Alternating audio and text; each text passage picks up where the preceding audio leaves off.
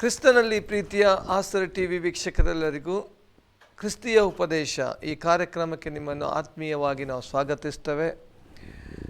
ಅನೇಕ ಜನರು ಇವತ್ತು ದಾರಿ ತಪ್ತಾ ಇದ್ದಾರೆ, ಲೋಕದ ಅನೇಕ ಸಂಗತಿಗಳಿಗೆ ಹೋಗ್ತಾ ಇದ್ದಾರೆ, ಉಪದೇಶದಿಂದ ತಪ್ಪಿ ಹೋಗ್ತಾ ಇದ್ದಾರೆ, ಸರಿಯಾದ ಉಪದೇಶ ಸಿಗ್ತಾ ಇಲ್ಲ. ಅನೇಕರು ದಾರಿ ತಪ್ಪುವಂಥ ಈ ಕಾಲಘಟ್ಟಗಳಲ್ಲಿ ಇವತ್ತು ಕ್ರಿಸ್ತನ ಸರಿಯಾದ ಉಪದೇಶ ಅಥವಾ ದೇವರ ವಾಕ್ಯದ ಸದುಪದೇಶ ಕೊಡುವಂಥ ಒಂದು ಕಾರ್ಯಕ್ರಮ ಇದಾಗಿರ್ತದೆ. ನೋಡುವಂಥ ಅನೇಕರು ಇದರಲ್ಲಿ ತಮ್ಮ ಜೀವಿತವನ್ನು ಕ್ರಮಪಡಿಸಿಕೊಂಡಿದ್ದಾರೆ, ವಾಕ್ಯದ ಅಡಿಸ್ಥಾನದಲ್ಲಿ ತಂದಿದ್ದಾರೆ ಎಂಬುದಾಗಿ ನಾವು ನೆನೆಸ್ಕೊಳ್ತೇವೆ. ಕಳೆದ ಸಂಚಿಕೆಯಲ್ಲಿ ನಾವು ಪಾಪದ ಕುರಿತಾದಂಥ ಅನೇಕ ವಿಷಯಗಳನ್ನು ದೇವಸೇವಕರು ಹೇಳಿದರು. ಪಾಪ ಅಂದರೆ ಏನು ಮತ್ತು ಮುಗಿಯೋಷ್ಟರೊಳಗಾಗಿ ಪಾಪವನ್ನು ತಿಳ್ಕೊಳ್ಳೋದು ಹೇಗೆ ಎಂಬುದಾಗಿ ಈ ಸಂಚಿಕೆಯಲ್ಲಿ ನಾವು ತಿಳ್ಕೊಳ್ಳಿಕ್ಕಿದ್ದೇವೆ. ನಮ್ಮದಲ್ಲಿ ಕಲಿಸಿಕೊಡುವುದಕ್ಕಾಗಿ ಹಳೆಂಗಡಿ ಪ್ರಾಂತ್ಯದಲ್ಲಿ ಹೆಬ್ರೋನ್ ಚರ್ಚ್ ಹಿರಿಯ ಸಭಾಪಾಲಕರಾಗಿರುವಂಥ ಪಾಸ್ಟರ್ ಐ.ಡಿ. ಪ್ರಸನ್ನ ಅವರಿದ್ದಾರೆ. ಯೇಸು ಕ್ರಿಸ್ತನ ನಾಮದಲ್ಲಿ ಅವ್ರನ್ನ ಈ ಕಾರ್ಯಕ್ರಮಕ್ಕೆ ನಾವು ಸ್ವಾಗತಿಸುವ. ಪಾಸ್ಟರ್ ಪ್ರೈಸಲ್ಲ. ಪಾಸ್ಟರ್, ಕಳೆದ ಸಂಚಿಕೆಯನ್ನು ನಾವು ಪಾಪದ ಕುರಿತಾದಂಥ ಅನೇಕ ವಿಷಯಗಳನ್ನು ನಾವು ತಿಳ್ಕೊಂಡೆವು. ಪಾಪ ಅಂದರೆ ಏನು, ಪಾಪ ಹೇಗೆ ತಿಳ್ಕೊಳ್ಳಿಕ್ಕೆ ಸಾಧ್ಯ, ಇದು ದೇವರ ನೀತಿಗೆ ವಿರುದ್ಧವಾದದ್ದು ಎಂಬುದಾಗಿ ಹೇಗೆ ತಿಳ್ಕೊಳ್ಳಿಕ್ಕೆ ಸಾಧ್ಯ ಎಂಬಂಥ ಅನೇಕ ಕ್ವಶನ್ಗಳಿರ್ತದೆ. ಅದರ ಬಗ್ಗೆ ನಮಗೆ ಹೇಳ್ಬೋದಾ ಪಾಸ್ಟರ್? ಖಂಡಿತ. ಇವತ್ತು ಇದರ ಬಗ್ಗೆ ಪರಿಜ್ಞಾನ ಇಲ್ಲದೆ, ತಿಳುವಳಿಕೆ ಇಲ್ಲದೆ ಎಷ್ಟೋ ಜನ ದಾರಿ ತಪ್ಪಿ ಹೋಗ್ತಾ ಇದ್ದಾರೆ. ಆ್ಯಕ್ಚುಲಿ ಇದೆಲ್ಲ ದೊಡ್ಡ ವಿಷಯ. ಒಂದು ರೀತಿಯಲ್ಲಿ ಹೇಳೋದಾದ್ರೆ ದೊಡ್ಡ ವಿಷಯನೇ, ಇನ್ನೊಂದು ರೀತಿಯಲ್ಲಿ ಹೇಳೋದಾದ್ರೆ ಏನು ದೊಡ್ಡ ವಿಷಯನೇ ಅಲ್ಲ. ದೊಡ್ಡ ವಿಷಯ ಹೇಗೆ ಅಂದರೆ ಎಲ್ಲ ಕನ್ಫ್ಯೂಷನ್. ಒಬ್ಬೊಬ್ಬರು ಒಂದೊಂದು ಬೋಧಿಸ್ತಾರೆ, ಏನು ಪಾಪ, ಏನು ಜೀವಿತ, ಏನೋ ಅಂಥೇಳಿ ಒಂದು ರೀತಿ ಭಯದ ವಾತಾವರಣ ಇರುತ್ತೆ, ಟೆನ್ಷನ್ ಆಗುತ್ತೆ. ಒಬ್ಬೊಬ್ಬರು ಒಂದೊಂದು ರೀತಿ ಪ್ರಸಂಗ ಮಾಡ್ತಾರೆ. ಕೆಲವರು ಹೇಳ್ತಾರೆ ಪಾಪ ಮಾಡಿದ ತೊಂದರೆ ಇಲ್ಲ, ಕೆಲವ್ರು ಮಾಡಬೇಡ ಅಂತ ಹೇಳ್ತಾರೆ, ಕೆಲವರು ದೇವರು ಕನಿಕರುಳು, ಎಲ್ಲ ಕನ್ಫ್ಯೂಷನ್ ಆಗುತ್ತೆ. ಅದು ಒಂದು ರೀತಿ ದೊಡ್ಡ ಅಪಾಯ ಅಂತ ಹೇಳ್ಬೋದು. ಮತ್ತೊಂದು ರೀತಿಯಲ್ಲಿ ಏನೂ ಇಲ್ಲ ಅಂತ ಯಾಕೆ ಹೇಳೋದಂದರೆ, ಯೆಹೋವನ ಭಯ ಪಾಪದ್ವೇಷವನ್ನು ಉಂಟು ಮಾಡ್ತಾರೆ. ಯೆಹೋವನಲ್ಲಿ ಭಯಭಕ್ತಿ ಇದ್ದರೆ ಪಾಪದ ಕಡೆಗೆ ಅವನ ಗಮನನೇ ಕೊಡಲ್ಲ. ಈಗ ಯಾರು ಪಾಪವನ್ನು ಪ್ರೀತಿಸ್ತಾರೋ ಅವರಿಗೆ ಯೆಹೋವನ ಭಯ ಇಲ್ಲ ಅಂತೇಳಿ ಅರ್ಥ. ಯೆಹೋವನ ಭಯ ಪಾಪ ದ್ವೇಷವನ್ನು ಉಂಟು ಮಾಡುತ್ತದೆ ಅಂತ ದೇವರ ವಾಕ್ಯ ಹೇಳುವಾಗ 100ಕ್ಕೆ 100 ಪಾಪದ ಭಯ ಅವರಿಗೆ ಇರುತ್ತೆ. ಮಾಡಬಾರ್ದನ್ನ ಮಾಡಿ, ಹೇಳಬಾರ್ದನ್ನೆಲ್ಲ ಹೇಳಿ, ನೋಡಬಾರ್ದನ್ನೆಲ್ಲ ನೋಡಿ, ಜೀವಿಸಬಾರ್ದೆಲ್ಲ ರೀತಿ ಜೀವಿಸಿ ನನ್ನ ದೇವರು ನಮಗೆ, ಹಾಗಾದ್ರೆ ನಿನಗೆ ಯೆಹೋವನ ಭಯ ಇಲ್ಲ. ಯೆಹೋವನ ಭಯ ಪಾಪ ದ್ವೇಷವನ್ನು ಉಂಟು ಮಾಡುತ್ತೆ. ಇವತ್ತು ಯೇಸು ಸ್ವಾಮಿ ಪಟ್ಟ ಪ್ರಯಾಸಕ್ಕೆ ನೀವು ತಣ್ಣೀರು ಎರಚುವಂಥ ಕಾರ್ಯ ಮಾಡ್ದಂಗಾಗುತ್ತೆ. ಯೇಸು ಸ್ವಾಮಿ ತನ್ನ ಪ್ರಾಣ ಕೊಟ್ಟದ್ದು, ರಕ್ತ ಸುರಿಸಿದ್ದು ಪಾಪಿಗಳಿಗೋಸ್ಕರ. ಹೌದು, ಒಂದು ಸಾರಿ ನೀನು ರಕ್ಷಣೆ ಹೊಂದಿದ ಮೇಲೆ ನಿನ್ನನ್ನು ದೇವರು ಪಾಪದ ಕೆಸರಿನಿಂದ ತೆಗೆದಿದ್ದಾನೆ, ಪಾಪದ ಗುಂಡಿಯಿಂದ ತೆಗೆದಿದ್ದಾನೆ, ನಿನ್ನನ್ನು ಬಂಡೆ ಮೇಲೆ ನಿಲ್ಲಿಸಿದ್ದಾನೆ. ತಿರುಗಿ ಕೆಸರಿಗೆ ಹೋಗೋದು ಯಾಕೆ? ನೀನು ತಿರುಗಿ ಆ ಒಂದು ಕೊಳಕು ಜೀವಿತಕ್ಕೆ ಯಾಕೆ ಹೋಗ್ತೀಯಾ? ಅಂಥ ಟೆಂಪ್ರರಿ ಬಿಡುಗಡೆಯನ್ನು ದೇವ್ರು ಕೊಡಲಿಲ್ಲಲ್ಲ. ದೇವ್ರು ಕೊಟ್ಟದ್ದು ಪರ್ಮನೆಂಟ್ ಬಿಡುಗಡೆ, ಒನ್ಸ್ ಫಾರ್ ಆಲ್ ಅಂತೇಳಿ ಬೈಬಲ್ ಹೇಳುತ್ತೆ. ಹಾಗಿರುವಾಗ ನಮ್ಮ ಜೀವಿತದಲ್ಲಿ ನಾವು ದೇವರ ಬಳಿಗೆ ಹೋಗುವಾಗ, ನಾವು ದೇವರ ಬಳಿಯಲ್ಲಿ ಇರುವಾಗ ನಮ್ಮ ಜೀವಿತ ದೇವರಿಗೋಸ್ಕರ ಸಮರ್ಪಿತವಾಗಿದೆ ಅಂಥೇಳಿ ನಾವು ನಂಬಿಕೆಯಲ್ಲಿ ಅದನ್ನು ಸ್ವೀಕಾರ ಮಾಡಬೇಕು ಮತ್ತು ಪರಿಶುದ್ಧರಾಗಿ ಬಾಳಬೇಕು. ಅದು ತೊಂದರೆ ಇಲ್ಲ, ಇದು ತೊಂದರೆ ಇಲ್ಲ. ಯೆಹೋವನ ಭಯ ನಮ್ಮಲ್ಲಿದ್ದರೆ ಪಾಪ ನಾವು ಹೋಗೋದಿಲ್ಲ. ಇನ್ನು ಯೋಹನ ಪತ್ರಿಕೆಯಲ್ಲಿ ಇದಕ್ಕಿಂತ ಮುಂಚೆ ನಾನು ಹೇಳಿದ್ದೆ, ಆದರೂ ನಾನು ಈಗ ಹೇಳ್ತೇನೆ. ಯೋಹನ ಪತ್ರಿಕೆ 1ನೇ ಯೋಹನ ಪತ್ರಿಕೆ 3ನೇ ಅಧ್ಯಾಯ, ದೇವರ ವಾಕ್ಯ ಇದು ಹೇಳ್ತಾ ಇರೋದು. ಇದು ಮೆಚ್ಯೂರ್ ಆದ ಬಿಲಿವರಿಗೆ ಬರೆದದ್ದು. ವಿಶ್ವಾಸಿ ಯಾರಂತ ಹೇಳ್ತಾರೋ ಅವರಿಗೆ ಆ ಜೀವಿತ ಇದಾಗಿರೋ. ಯೋಹನ ಪತ್ರಿಕೆ ಓದುವಾಗ ಯಾವಾಗಲೂ ವೀಕ್ಷಕರು, ಬಿಲಿವರ್ಸ್ ತಿಳ್ಕೊಳ್ಬೇಕು, ಯೋಹನ ಪತ್ರಿಕೆ ಓದಬೇಕಾದ್ರೆ ನೀವು ಆ ಮೆಚುರಿಟಿ ಬಂದವರಾಗಿರ್ಬೇಕು. ಯಾಕಂದರೆ ಯೋಹನ ಪತ್ರಿಕೆಯಲ್ಲಿ ಎಲ್ಲಿಯೂ ನಾವು ಇದು ಮಾಡಬೇಕು ನೋಡ್ತೇವೆ ಇಲ್ಲ. ನಾವು ತಿಳ್ಕೊಂಡಿದ್ದೇವೆ, ನಮಗೆ ಗೊತ್ತಿದೆ, ನಾವು ಅನುಸರಿಸ್ತೇವೆ, ನಾವು ಹೀಗಿದ್ದೇವೆ, ನಾವು ಹಾಗಿರ್ತೇವೆ, ಆ ರೀತಿಯಾಗಿ ಅಂದರೆ ಕಾನ್ಫಿಡೆನ್ಸ್ ವಿಶ್ವಾಸವನ್ನು ತೋರಿಸುತ್ತೆ. ಪದೇ ಪದೇ ಬೀಳುವಂಥ ವಿಶ್ವಾಸಿ, ಪಾಪದಲ್ಲಿ ಲೋಕದಲ್ಲಿ ಬೀಳುವಂಥವರ ವಿಷಯ ಅಲ್ಲ. ಯೋಹನ ಪತ್ರಿಕೆ ಅಂದರೆ ಕಾನ್ಫಿಡೆನ್ಸ್ ಆಗಿ ಹೇಳೋದು, ನಾನು ಯೇಸುವಿನ ಮಗಳು ಎಂಬುದಾಗಿ ಕಾನ್ಫಿಡೆನ್ಸ್ ಆಗಿ ಹೇಳುವಂಥ ಪತ್ರಿಕೆ. ಅದರಲ್ಲಿ ಒಂದು 3ನೇ ಅಧ್ಯಾಯ 6ನೇ ವಚನ, ಆತನಲ್ಲಿ ನೆಲೆಗೊಂಡಿರುವವನು ಪಾಪ ಮಾಡನು, ಪಾಪ ಮಾಡುವವನು ಆತನನ್ನು ಕಂಡವನೂ ಅಲ್ಲ, ತಿಳಿದವನೂ ಅಲ್ಲ. ಆಮೇನ್. ಇದಕ್ಕಿಂತ ವಚನ ಬೇಕಾ? ನಾವು ಆತನಲ್ಲಿ, ಯೇಸು ಕ್ರಿಸ್ತನಲ್ಲಿ ಪಾಪ ಇಲ್ಲ. ಈಗ ನಮ್ಮಲ್ಲಿ ಪಾಪ ಇಲ್ಲ ಅಂತ ಹೇಳಲಿಕ್ಕಾಗಲ್ಲ, ಯಾಕಂದರೆ ನಾವು ಮನುಷ್ಯರು. ಓಕೆ, ಪಾಪ ಇಲ್ಲ ಅಂತ ಹೇಳ್ಕೊಂಡು ನಾವು ಮನುಷ್ಯರಂತ ಹೇಳ್ಕೊಂಡು ಪಾಪ ಮಾಡ್ಕೊಂಡು ಹೋಗ್ಲಿಕ್ಕಲ್ಲ. ನಮ್ಮ ನಡೆ ನುಡಿ ಯೋಚನೆಯಲ್ಲಿ ಎಲ್ಲಾದ್ರೂ ತಪ್ಪಬಹುದು, ಪರಿಪೂರ್ಣ ಯಾರಿಲ್ಲ. ಅಲ್ಲಿ ಸಲಮೋನನ್ನು ಸಹ ದೇವರ ಆಲಯ ಇದು ಮಾಡುವಾಗ, ನಿನ್ನ ಮುಂದೆ ಯಾರು ಮನುಷ್ಯರು ಪರಿಶುದ್ಧರಲ್ಲ, ಬಟ್ ನಾವು ಪರಿಶುದ್ಧದ ಕಡೆಗೆ ಹೋಗುವವರು. ಅದರರ್ಥ ನಮಗೆ ಸಿಕ್ಕುವಾಗ ಎಲ್ಲ ಅವಕಾಶವಾದಿಗಳಂತೆ ನಾನು ಜೀವಿಸುವುದಲ್ಲ. ನಾನು ಯಾಕೆ ಪರಿಶುದ್ಧನಾಗಿದ್ದೇನೆ ಅಂದರೆ, ಪಾಪ ಮಾಡಲಿಕ್ಕೆ ಅವಕಾಶ ಸಿಗದೆ ಇರೋದ್ರಿಂದ ನಾನು ಪರಿಶುದ್ಧನಾಗಿದ್ದೇನೆ. ನಾಳೆ ಪಾಪ ಮಾಡಲಿಕ್ಕೆ ಅವಕಾಶ ಸಿಕ್ಕಿದ್ರೆ ದೇವರೇ ಸಾರಿ. ಅವಕಾಶವಾದಿಗಳು ಏನಾದರೂ ನನಗೆ ಅಪರ್ಚುನಿಟಿ ಸಿಕ್ಕಿದ್ರೆ ನಾನು ಅದರಲ್ಲಿ ಬಿದ್ದೋಗ್ತೇನೆ, ನಾನು ಅದನ್ನು ಮಾಡ್ತೇನೆ. ನಾನು ಯಾಕೆ ಹೋಲಿಯಾಗಿದ್ದೇನೆ? ಅವಕಾಶವೇ ಸಿಗಲಿಲ್ಲ, ಸಿಕ್ಕಿದ್ರೆ ನಂಗೆ ಗೊತ್ತಿಲ್ಲ. ಆ ರೀತಿಯ ಪರಿಶುದ್ಧತೆ ಅಲ್ಲ. ದೇವರು ಹಾಕಿದ್ರೆ ಆತನಲ್ಲಿ ಪಾಪವಿಲ್ಲ, ಪಾಪ ಮಾಡುವವನು ಆತನನ್ನು ಕಂಡವನೂ ಅಲ್ಲ, ತಿಳಿದವನು ಅಲ್ಲ. ಯೇಸು ಕ್ರಿಸ್ತನನ್ನು ಕಂಡವನು ಅಲ್ಲ, ತಿಳಿದವನಲ್ಲ. ದೇವರನ್ನು ಕಂಡವನು ಅಲ್ಲ, ತಿಳಿದವನು ಅಲ್ಲ. ಪ್ರಿಯರಾದ ಮಕ್ಕಳೇ, ನಿಮ್ಮನ್ನು ಸನ್ಮಾರ್ಗದಿಂದ ತಪ್ಪಿಸುವುದಕ್ಕೆ ಯಾರಿಗೂ ಅವಕಾಶ ಕೊಡಬೇಡ್ರಿ, ಯಾವ ಬೋಧಕರಿಗೂ ಅವಕಾಶ ಕೊಡಬೇಡ್ರಿ, ಯಾವ ಟೀಚರ್ಗೂ ಅವಕಾಶ ಕೊಡಬೇಡ್ರಿ, ಯಾವ ಪ್ರಸಂಗಿಗೂ ಅವಕಾಶ ಕೊಡಬೇಡ್ರಿ. ನಿಮ್ಮನ್ನು ಸನ್ಮಾರ್ಗದಿಂದ ನಡೆಸುವುದಕ್ಕೆ, ನನ್ನ ಕೆಟ್ಟತನಕ್ಕೆ, ನನ್ನ ಕುಡುಕತನಕ್ಕೆ, ನನ್ನ ಲೌಕಿಕ ಜೀವಿತಕ್ಕೆ, ನನ್ನ ಅನೈತಿಕ ಜೀವಿತಕ್ಕೆ ತೊಂದರೆ ಇಲ್ಲ, ದೇವರು ನೋಡ್ಕೊಳ್ತೇನೆ ಅಂದರೆ ನಿಮ್ಮನ್ನು ಸನ್ಮಾರ್ಗದಿಂದ ತಪ್ಪಿಸಲಿಕ್ಕೆ ಅವಕಾಶ ಕೊಡಬೇಡಿ. ಅವ್ರ ಪ್ರೀಚರ್ನ ದೂರ ಏನು ಪ್ರಯೋಜನ ಇಲ್ಲ. ನೀನು ಯಾಕೆ, ನಿನ್ನ ಜೀವಿತದಲ್ಲಿ ಯಾವ ಆಹಾರ ತಗೊಳ್ಬೇಕಂತ ನಿಂಗೆ ಗೊತ್ತುಂಟಲ್ಲ, ನೀನು ಅದನ್ನು ತಗೋ. ದೇವರ ವಾಕ್ಯನ ಓದು. ದೇವರಿಂದ ಹುಟ್ಟಿದವನು ಪಾಪ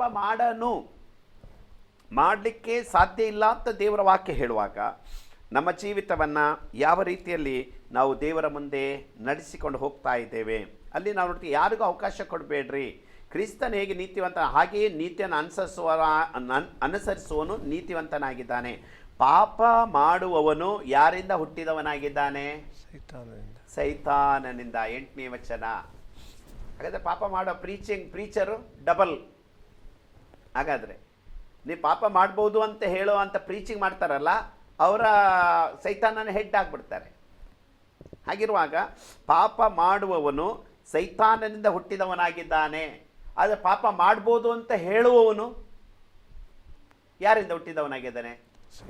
ಸೈತಾನಕ್ಕಿಂತ ಹೈಯರ್, ಲೂಸಿಫರ್ನಕ್ಕಿಂತ ಹೈಯರ್. ಆದ್ದರಿಂದ ಭಾಳ ಎಚ್ಚರವಾಗಿರಬೇಕು. ನಾವು ಆದಿಯಿಂದಲೂ ಸೈತಾನ ಪಾಪ ಮಾಡುವನಾಗಿದ್ದಾನಲ್ಲ, ಸೈತಾನನ ಕೆಲಸಗಳನ್ನು ಲಯ ಮಾಡೋದಕ್ಕೋಸ್ಕರವೇ ದೇವಕುಮಾರನು ಪ್ರತ್ಯಕ್ಷನಾದನು. ಯೇಸು ಕ್ರಿಸ್ತನ ಈ ಲೋಕಕ್ಕೆ ಬಂದದ್ದೇ ಸೈತಾನನ ಕಾರ್ಯಗಳನ್ನು ಲಯ ಮಾಡುವುದಕ್ಕಾಗಿ, ಅದನ್ನು ನಾಶ ಮಾಡುವುದಕ್ಕಾಗಿ. ಹಾಗಾಗಿ ಈ ವಾಕ್ಯಗಳು ಎಷ್ಟು ಸತ್ಯವಾದ ವಚನ, ದೇವರ ವಚನ. ನಾನೀಗ ಪಾಪ ಯೋಚನೆ ಮಾಡಿಕೊಂಡು ಪಾಪದ ಬೋಧಕರಿಗೆ ಇದೆಲ್ಲ ವಾಕ್ಯ ಸಿಗೋದಿಲ್ವಾ? ಬೈಬಲಲ್ಲಿರುವಂಥ ವಚನ ಅವರಿಗೆ ಅರಿವಿಲ್ವಾ? ಅಥವಾ ಪಾಪದ ಜೀವಿತದಿಂದ ಬಿಡಲಿಕ್ಕೆ ಆಗದೆ ಇರೋದರಿಂದ ಬೋಧನೆ ಮಾಡುವುದಾ? ಯಾಕೆ ಬೋಧನೆ ಮಾಡಬೇಕು? ಪಾಪ ಪರವಾಗಿಲ್ಲ ಅಂತ ಯಾಕೆ ಬೋಧನೆ ಮಾಡಬೇಕು? ನನಗೂ ಅದನ್ನು ಬಿಟ್ಟಿರ್ಲಿಕ್ಕೆ ಆಗದೆ ಇರುವುದರಿಂದ ಅಲ್ವಾ? ಬೈಬಲ್ ಏನು ಹೇಳುತ್ತೆ? ನೀನು ಯಾವ ಕಾರಣಕ್ಕೂ ನೀನು ಪಾಪ ಮಾಡುವುದಿಲ್ಲ ಅಂದರೆ, ಪಾಪದ ವಿಷಯದಲ್ಲಿ ನೀನಿದ್ದರೆ ನೀನು ದೇವರನ್ನು ಕಂಡವನಲ್ಲ, ತಿಳಿದವನಲ್ಲ. ಪಾಪ ಮಾಡುವವನು ಯಾರಿಂದ ಹುಟ್ಟಿದ್ದಾನೆ? ಸೈತಾನನಿಂದ ಹುಟ್ಟಿದ್ದಾನೆ. ಹಾಗಾದರೆ ಅದನ್ನು ಮಾಡುವಂತ ಬೋಧಿಸುವವನು. ಹಾಗಿರುವಾಗ ಈ ವಿಷಯದಲ್ಲಿ ಬಹಳ ಎಚ್ಚರಿಕೆಯಾಗಿ ಇರಬೇಕು ನಾವು. ಆ ನಂತರ ನಾವು ಮುಂದಕ್ಕೆ ನಾವು 15ನೇ ವಚನ ಓದುವಾಗ, ತನ್ನ ಸಹೋದರನನ್ನು ದ್ವೇಷಿಸುವವನು ಕೊಲೆಗಾರನಾಗಿದ್ದಾನೆ, ಯಾವ ಕೊಲೆಗಾರನಲ್ಲಿ ನಿತ್ಯ ಜೀವ ಇರುವುದಿಲ್ಲ. ಪಾಪ ಮಾಡೋದರಲ್ಲಿ ದ್ವೇಷ ಸಹ ಪಾಪನೇ. ಸೇರ್ ತೀರಿಸ್ಕೊಳ್ಳೋದು, ಮುಯ್ ತೀರಿಸಿಕೊಳ್ಳೋದು, ದ್ವೇಷಿಸುವುದು, ವಿರೋಧಿಸುವುದು ಪಾಪಕ್ಕೊಳಗಾಗಿದ್ದಾನೆ. ಅವನು ಕತ್ತಲೆಯಲ್ಲಿದ್ದಾನೆ, ಅವನು ಕೊಲೆಗಾರನಾಗಿದ್ದಾನೆ ಅಂಥೇಳಿ ದೇವರ ವಾಕ್ಯ ಹೇಳುತ್ತೆ. ನಂತರ ನಾವು ಮುಂದಕ್ಕೆ ಬರ್ತಾ ನಾವು ಓದುವಾಗ 5ನೇ ಅಧ್ಯಾಯ 18ನೇ ವಚನ, ಅದೇ 1 ಯೋಹನ ಪತ್ರಿಕೆ 5ನೇ ಅಧ್ಯಾಯ 18ನೇ ವಚನ ಓದ್ಕೊಳ್ಳೋದಾದರೆ, ದೇವರಿಂದ ಹುಟ್ಟಿರುವವನು ಪಾಪ ಮಾಡುವವನಲ್ಲವೆಂಬುದು ನಮಗೆ ಗೊತ್ತದೆ. ನೋಡಿ, ಆಗಲೇ ನಾನು ಹೇಳಿದೆ, ಯೋಹನ ಪತ್ರಿಕೆ ವಿಶ್ವಾಸ, ಕಾನ್ಫಿಡೆನ್ಸ್, ಗೊತ್ತದೆ. ವಿ ನೋ, ಕನ್ಫರ್ಮ್ ಇರಬಹುದು, ಪರವಾಗಿಲ್ಲ. ಇವತ್ತು ಎಷ್ಟೋ ವಿಶ್ವಾಸಿಗಳ ಜೀವಿತದಲ್ಲಿ ಏನಾಗ್ತಾ ಇದೆ ಅಂದರೆ ಕನ್ಫರ್ಮೇಷನ್ ಇಲ್ಲ ಮಾತಿನಲ್ಲಿ. ಏನಾಗ್ತೇನೆ, ಏನೋ ಸ್ವರ್ಗಕ್ಕೆ ಹೋಗ್ತೇನೆ ಅಂತ ಡೌಟಾ, ನಾನು ನೀತಿಯ ಜೀವಿತ ಜೀವಿಸ್ತೇನೆ ಅಂತ ಡೌಟಾ? ಹಾಗಾದರೆ ನೀನು ಯೋಹನ ಪತ್ರಿಕೆ ಅನುಭವಕ್ಕೆ ಬಾ, ವಿಶ್ವಾಸಿ ಅನುಭವಕ್ಕೆ ಬಾ. ನನಗೆ ಗೊತ್ತದೆ, ನಾನು ತಿಳಿದಿದ್ದೇನೆ, ದೇವರು ನಮ್ಮ ನಡೆಸ್ತಾನೆ ಎಂಬುದಾಗಿ ಭರವಸೆ ಉಳ್ಳವನಾಗಿರು. ದೇವರಿಂದ ಹುಟ್ಟಿರುವವನು ಪಾಪ ಮಾಡುವನಲ್ಲವೆಂಬುದು ನಮಗೆ ಗೊತ್ತದೆ. ದೇವರಿಂದ ಹುಟ್ಟಿದಾತನು ಅವನನ್ನು ಕಾಪಾಡುವನು, ಕೆಡುಕನು ಅವನನ್ನು ಹಿಡಿಯುವುದಿಲ್ಲ. ನಾವು ದೇವರಿಂದ ಹುಟ್ಟಿದವರೆಂದು ಲೋಕವೆಲ್ಲೂ ಕೆಡುಕನ ವಶದಲ್ಲಿ ಬಿದ್ದಿದೆ ಎಂದು ನಮಗೆ ಗೊತ್ತದೆ, ನಾವು ತಿಳ್ಕೊಂಡಿದ್ದೇವೆ ಅನ್ನುವಂಥ ಮಾತನ್ನು ನಾವು ನೋಡ್ತೇವೆ. ಯಾಕೆ ಇದನ್ನೆಲ್ಲ ನಾವು ನೋಡ್ಕೊಳ್ತಾ ಇದ್ದೇವೆ? ಪಾಪ ಮಾಡುವ ಆ ಒಂದು ಜೀವಿತ ಸೈತಾನನಿಗೆ ಸಂಬಂಧಪಟ್ಟದ್ದು. ಓಕೆ, ಈಗ ಅದು ನೀವು ಕೇಳಿದ ಪ್ರಶ್ನೆಗೆ, ಈಗ ಪಾಪ ಅಂದರೆ ಏನು ಅಂಥೇಳಿ ನಾವು ಕೆಲವು ವಿವರಣೆಗಳನ್ನು ನೋಡುವುದಾದರೆ, ದೇವರ ವಾಕ್ಯದಲ್ಲಿ ಪಾಪ ಅಂದರೆ ಏನಂತೇಳಿ ನಮ್ಮ ಜೀವಿತದಲ್ಲಿ ಈಗ 7-8 ಅರ್ಥವನ್ನು ನಾವು ನೋಡ್ತೇವೆ. ವಾಟ್ ಈಸ್ ಸಿನ್? ಪಾಪ ಅಂದರೆ ಏನು ಅಂಥೇಳಿ ಒಂದು ಮೂಲದಲ್ಲಿ ಇದನ್ನು ಹೇಳ್ತದೆ, over stepping of the law. Over stepping ಅಂದರೆ ಧರ್ಮವನ್ನು ಮೀರಿ ನಡೆಯುವುದು. ಅಂದರೆ ಒಂದು ರೀತಿ ಆ ಒಂದು ಧರ್ಮವನ್ನು ಮೀರಿ ನಡೆಯುವುದು, ವಾಕ್ಯವನ್ನು ಮೀರಿ ನಡೆಯುವುದು, ಸತ್ಯವನ್ನು ಮೀರಿ ನಡೆಯುವುದು. ಅದಕ್ಕೆ ನಾವು 51ನೇ ಕೀರ್ತನೆಯಲ್ಲಿ ದಾವೀದನು ಭಾಳ ಚಂದ ಅವನ ಪ್ರಾರ್ಥನೆಯನ್ನು ಮಾಡ್ಕೊಳ್ತಾನೆ. ಅಂದರೆ ಯಾವ ರೀತಿಯಲ್ಲಿ ನಾನು ಎಡವಿದ್ದೇನೆ, ತಪ್ಪಿದ್ದೇನೆ ಎಂಬುದಾಗಿ ಅಲ್ಲಿ ಅವನು ಹೇಳುವುದನ್ನು ನಾವು ನೋಡುತ್ತೇವೆ. 51ನೇ ಕೀರ್ತನೆ 1ನೇ ವಚನ. ಪ್ರೀತಿ ಸ್ವರೂಪನಾದ ದೇವರೇ, ನನ್ನನ್ನು ಕರುಣಿಸು, ಕರುಣಾನಿಧಿಯೇ, ನನ್ನ ದ್ರೋಹವನ್ನೆಲ್ಲ ಅಳಿಸಿಬಿಡು, ನನ್ನ ಪಾಪವನ್ನು ಸಂಪೂರ್ಣವಾಗಿ ತೊಳೆದು ಬಿಡು, ನನ್ನ ದೋಷವನ್ನು ಪರಿಹರಿಸಿ ನನ್ನನ್ನು ಶುದ್ಧಿಗೊಳಿಸು. ಇಲ್ಲಿ ಯಾಕೆ ಅವನು ಅರಸನಾದಂಥ ದಾವೀದನು ಯಾಕೆ ಪ್ರಾರ್ಥನೆ ಮಾಡ್ತಾ ಇದ್ದಾನೆ? ಅರಸಂತಾನೆ, ಏನು ಮಾಡಿದ್ರು ಅವ್ರಿಗೆ ಕೋರ್ಟ್ ಕಚೇರಿ ಅವ್ರದ್ದೇ, ಏನು ತಪ್ಪಂತ ಪರಿಜ್ಞಾನ ಬರಲ್ಲ. ಯಾಕಂದರೆ ಎಷ್ಟೋ ಅರಸರುಗಳಿದ್ದರು, ಅವ್ರು ಜೀವಿಸಿದ್ರೆ ಅವ್ರಿಗೆ ಯಾವ ಕೋರ್ಟು ಇಲ್ಲ, ಕಚೇರಿ ಇಲ್ಲ, ಏನೂ ಇಲ್ಲ, ನ್ಯಾಯಾಲಯನೂ ಇಲ್ಲ. ಯಾಕಂದ್ರೆ ಅವ್ರು ಮಾಡಿದ್ದೇ ಅವರು ಯಾರನ್ನೇನು ಬೇಕಾದ್ರೆ ಮಾಡ್ಬೋದು. ಆದರೆ ಅದೇ ರೀತಿ ಒಂದು ವ್ಯಭಿಚಾರದ ಪಾಪಕ್ಕೆ ಸಿಕ್ಕಾಕೊಂಡ ಇವನು ಬೇಡುವಂಥದ್ದು ಎಲ್ಲಿದೆ? ಇಡೀ ಅರಸರ ಹಿಸ್ಟ್ರಿಯಲ್ಲೇ ಇಂಥದ್ದಿಲ್ಲ. ಬಟ್ ಇವನು ಯಾಕೆ ಮಾಡಿದ? ಇವನು ದೇವರಿಗೆ ಭಯಪಡುವನಾಗಿದ್ದ. ದೇವರಿಗೆ ಭಯಪಡುವನಾದ್ದರಿಂದ ಮಾಡಬಾರ್ದ ಒಂದು ತಪ್ಪನ್ನು ಮಾಡಿದ್ರಿಂದ ಅರಸನಾಗಿ ಏನು ಮಾಡಿದರೆ ಯಾರೂ ಕೇಳಲ್ಲ. ಯಾಕೆ ಪಶ್ಚಾತ್ತಾಪ ಪಡಬೇಕು? ಅರಸ ತಗ್ಗಿಸಿಕೊಳ್ಳೋದು, ಮೊಣಕಾಲು ಉರುದು, ಕೂಗುದು, ಕಣ್ಣೀರು ಸುರಿಸೋದು ಅಪರಾಧ ಒಂದು ರೀತಿ ಅರಸತನಕ್ಕೆ, ಆ ಸಿಂಹಾಸನಕ್ಕೆ. ಆದರೆ ಇವನು ಏನು ಮಾಡಿದ? ನನಗಿಂತ ಒಬ್ಬ ರಾಜನಿದ್ದಾನೆ, ಅರಸನಿದ್ದಾನೆ, ದೇವರಿದ್ದಾನೆ ಅಂತ ಹೇಳಿ ಪಶ್ಚಾತ್ತಾಪದ ಹೃದಯ ಅವನಲ್ಲಿದ್ದರಿಂದ ತಾನು ಮಾಡಿದ ತಪ್ಪನ್ನು, ಲೋಕದ ರೀತಿಯಲ್ಲಿ ಇದೇನೂ ದೊಡ್ಡ ತಪ್ಪಲ್ಲ, ಇವತ್ತಿನ ಲೋಕದ ಪಾಪದಲ್ಲಿ ಇದೇನು ದೊಡ್ಡ ತಪ್ಪಲ್ಲ, ಆದರೆ ಭಯಭಕ್ತಿ ಉಳ್ಳವರಿಗೆ ಇದು ಅಪರಾಧ, ಮಹಾ ತಪ್ಪು. ಹಾಗಾಗಿ ಇವತ್ತು ಲೌಕಿಕ ಜೀವನದಲ್ಲಿ ಜೀವಿಸುವವರಿಗೆ ಇಂಥ ರೀತಿಯಾದಂಥ ಜೀವಿತ, living together, staying together, may be ಇವತ್ತು ಕಾನೂನುಬದ್ಧ ಅನ್ನುವಂಥ ರೀತಿಯಲ್ಲಿ ಹೋಗ್ತಾ ಇದೆ. ಬಟ್ ಅದು ಲೋಕಕ್ಕೆ ಓಕೆ ಆಗಿರ್ಬೋದು, ಬಟ್ ದೇವರ ಮುಂದೆ ಮಹಾ ಅಪರಾಧ. ಇಂಥ ಒಂದು ಸಂದರ್ಭದಲ್ಲಿ ಇವನು ತನ್ನ ಪಾಪವನ್ನು ಏನು ಮಾಡ್ತಿದ್ದಾನೆ ಅಂದರೆ, ನಾನು ದೇವರ ವಾಕ್ಯವನ್ನು ಮೀರಿ ನಡೆದಿದ್ದೇನೆ ಅಂತೇಳಿ ಅರಿಕೆ ಮಾಡ್ತಾ ಇದ್ದಾನೆ, ಪ್ರೇಯರ್ ಮಾಡ್ತಾ ಇದ್ದಾನೆ. ಹಾಗಾಗಿ ಪಾಪ ಅಂತ ಹೇಳಿದರೆ ಇದೆ. ಪಾಪವನ್ನು ಏನು ಹೇಳ್ತಿದ್ದಾನೆ? ನನ್ನ ಪಾಪನ ಸಂಪೂರ್ಣ ತೊಳೆ, ನನ್ನ ದೋಷ ಪರಿಹರಿಸಿ ನನ್ನನ್ನು ಶುದ್ಧಿಗೊಳಿಸು. ನಾನು ದ್ರೋಹಿ ಎಂದು ನಾನೇ ಒಪ್ಪಿಕೊಂಡಿದ್ದೇನೆ, ನನ್ನ ಪಾಪ ಯಾವಾಗಲೂ ನನ್ನ ಮುಂದೆ ಇದೆ. ನಾನು ನಿನಗೆ ಕೇವಲ ತಪ್ಪು ಮಾಡಿದ್ದೇನೆ, ಕೆಟ್ಟದಾಗಿರುವುದನ್ನೇ ಮಾಡಿದ್ದೇನೆ. ಇವತ್ತು ಪ್ರೀಚರ್ನವ್ರಿಗೆ ಯಾವ ಧೈರ್ಯದಲ್ಲಿ ಹೇಳ್ತಾರೆ ಗೊತ್ತಿಲ್ಲ. ಅದನ್ನು ಆ ವಾಕ್ಯವನ್ನು ಪ್ರೂವ್ ಮಾಡಿಕೊಂಡು ಯಾಕೆ ದೇವರ ಕೋಪಕ್ಕೆ ಗುರಿ ಆಗ್ತಿದ್ದಾರೆ ಗೊತ್ತಿಲ್ಲ. ಸೊದೋಮ್ ಗೊಮೋರಗೆ ನಮಗೇನು ವ್ಯತ್ಯಾಸ? ಹಾಗೆ ಆದರೆ ನಮ್ಮ ಜೀವಿತ ಮನಸ್ಸಿಗೆ ಬಂದಾಗೆ ಜೀವಿಸೋದಾದರೆ ಸೊದೋಮ್ ಗೊಮೋರಕ್ಕೂ ಲೌಕಿಕ ಜೀವನಕ್ಕೂ ನಮಗೇನು ವ್ಯತ್ಯಾಸ ಇದೆ? ಲೋಟನಿದ್ದಂಥ ಸ್ಥಳಕ್ಕೆ ಅಲ್ಲಿರುವಂಥ ವ್ಯವಸ್ಥೆನೇ ನಮ್ದಾಗ್ತದಲ್ಲ. ಎಲ್ಲ ಅನೈತಿಕತೆಯೂ ತಪ್ಪಲ್ಲ ಅಂತ ಹೇಳಿದರೆ, ದೇವರು ನಿನಗಾಗಿ ಆಲ್ರೆಡಿ ಶಿಲುಬೆಯಲ್ಲಿ ಅದಕ್ಕೋಸ್ಕರ ನಿನಗೆ ಪ್ರಾಣ ಕೊಟ್ಟಾಗಿದೆ, ಬಿಂದಾಸಾಗಿ ಜೀವನ ಮಾಡಂದರೆ ಇವರು ಸೈತಾನನ ಏಜೆನ್ಸಿಯ ಕೆಲಸ ಮಾಡೋದಲ್ಲದೆ ದೇವರ ಏಜೆನ್ಸಿ ಕೆಲಸ ಅಲ್ಲ ಅದು. ಅದೇಗಾಗುತ್ತೆ? ನಿನ್ನ ಜೀವನದಲ್ಲಿ ಒಂದು ಸಾರಿ ನೀನು ರಕ್ಷಣೆ ಹೊಂದೋದಕ್ಕಿಂತ ಮುಂಚೆ ಎಂಥ ತಪ್ಪುಗಳು, ಕಡು ಪಾಪಗಳು ಎಂಥದೇ ಆಗಿದ್ರು, ಇಡೀ ಪ್ರಪಂಚದ ಮನ್ನಿಸದಂಥ ಪಾಪಗಳಾಗಿದ್ರು, ವಿತ್ ಇನ್ ನೋ ಟೈಮಲ್ಲಿ ದೇವರನ್ನ ಕ್ಷಮಿಸ್ತಾನೆ. 100% ನೀನು ಕ್ಷಮಿಸ್ತಾನೆ. ಯೇಸುವಿನ ರಕ್ತಕ್ಕೆ ಅಷ್ಟು ಪವರ್ ಇದೆ. ಆದರೆ ನೀನು ರಕ್ಷಣೆ ಹೊಂದಿದ ಮೇಲೆ ನಾಟಕ ಮಾಡಿಕೊಂಡು ನೀನು ಭಕ್ತ ಅಂತ ಹೇಳ್ಕೊಂಡು ತಿರುಗಿ ಪಾಪದಲ್ಲಿ ಬೀಳುವುದಾದರೆ ದೇವರ ವಾಕ್ಯ ತಿಳಿದು ತಪ್ಪು ಮಾಡುವವನಿಗೆ ಇನ್ಯಾವ ಯಜ್ಞನೂ ಇಲ್ಲ. ನೀನು ಯಾರಿಂದ ಹುಟ್ಟಿದೆಯಾ? ಸೈತಾನದಿಂದ ಹುಟ್ಟಿದೆಯಾ? ದೇವರಿಂದ ಹುಟ್ಟಿದವನು ಪಾಪ ಮಾಡನು, ಸೈತಾನದಿಂದ ಹುಟ್ಟಿದವನು ಪಾಪ ಮಾಡುವನು. ಪಾಪ ಮಾಡುವವರೆಲ್ಲ ಸೈತಾನದಿಂದ ಹುಟ್ಟಿದವರಾಗಿದ್ದಾರೆ. ಇವತ್ತು ದೇವರ ಭಯ ಇಲ್ಲ. ಯೆಹೋವನ ಭಯ ಪಾಪ ದ್ವೇಷವನ್ನುಂಟು ಮಾಡುತ್ತೆ, ಪಾಪ ಪ್ರೀತಿಯನ್ನು ಮಾಡಲ್ಲ. ಪಾಪ ಪ್ರೀತಿಯನ್ನು ಮಾಡೋದಾದ್ರೆ ನೀನು ಸೈತಾನದಿಂದ ಹುಟ್ಟಿದ್ದಿ. ಆದರೆ ನೀನು ಬೋಧಿಸೋನು, ನೀನು ಅದೇ ರೀತಿ ಬೋಧಿಸ್ತೀಯ ಅಂದರೆ ನಿನ್ನಲ್ಲಿರ್ತಕ್ಕಂಥ ಲೋಕದ ವ್ಯವಹಾರ ಅದಕ್ಕಿಂತ ಡಬಲ್ ಇದೆ ಅಂತೇಳಿ ಅರ್ಥ. ನೀನು ಒಬ್ಬ ಬೋಧಿಸುವುದರಿಂದ 100 ಜನ ದಾರಿ ತಪ್ತಾರೆ ಅನ್ನುವಂಥ ಪರಿಜ್ಞಾನ ಬೇಡವಾ? ಇವತ್ತು ದೇವರ ವ್ಯವಸ್ಥೆ ಬಹಳ ಒಂಥರ ಬಹಳ ಗಂಭೀರವಾದದ್ದು. ನಾವು ಅದನ್ನು ಒಳ್ಳೆ ರೀತಿ ತೆಗೆದುಕೊಂಡ್ರೆ ಅದು ಆಶೀರ್ವಾದವಾಗಿರುತ್ತೆ. ನಾವು ಅದನ್ನು ಉಲ್ಟವಾಗಿ ತೆಗೆದುಕೊಂಡ್ರೆ ದೇವರ ಕೋಪಕ್ಕೆ ನಾವು ಗುರಿಯಾಗ್ತೇವೆ. ಹಾಗಾಗಿ ಮೊದಲನೇದಾಗಿ ನಮ್ಮ ತಪ್ಪುಗಳನ್ನು ಇಲ್ಲಿ ನೋಡಿ, ಅರಸ ಅವನು ದೇವರ ಮುಂದೆ ಅರಿಕೆ ಮಾಡಿ, ನನ್ನ ತಪ್ಪುಗಳನ್ನು ಅರಿಕೆ ಮಾಡಿ ಹೇಳ್ತೇನೆ. ದೇವರ ವಾಕ್ಯ ಇದು.